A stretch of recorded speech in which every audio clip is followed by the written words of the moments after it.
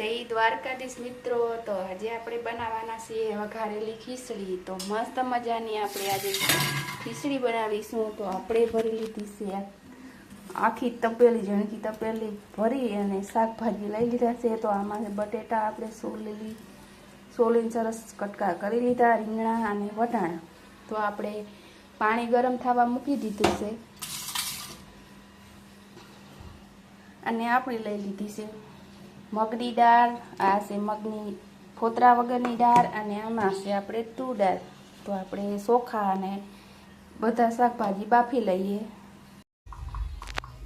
તો આપણે ગરમા ગરમ ખીચડી વઘારવા માટે તો પહેલાં તો આપણે ટોપડીમાં ઘી ગરમ કરી લઈશું।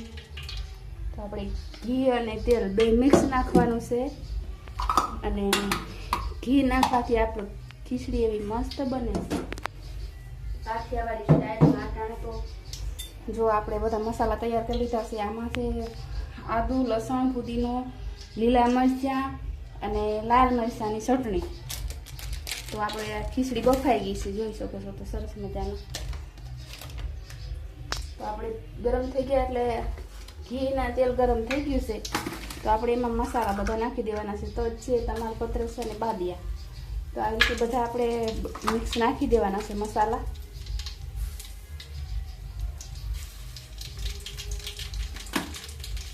એક ચમચી જેટલી આપણે રાઈ અને એક ચમચી જેટલું આપણે જીરું।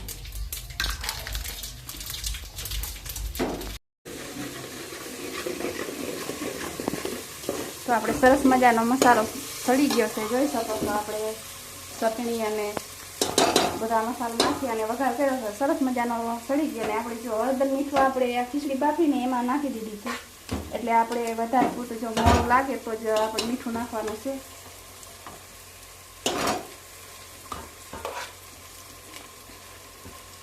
તો આવી રીતે આપણે બધી ખીચડી જો આપણા વઘારમાં નાખી દઈએ।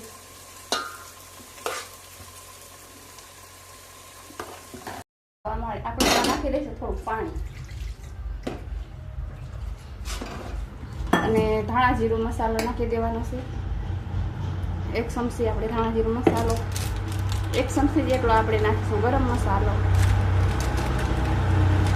અને થોડોક નાખીશું આપણે સાંભર મસાલો।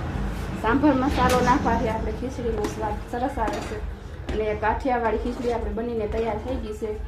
તો થોડીક વાર આપણે ખદખદી જાય એટલી વાર રાખવાની છે, તો એકદમ મસ્ત સુગંધ પણ આવવા લાગી છે। તો તૈયાર છે આપણી કાઠિયાવાડી વઘારેલી ખીચડી।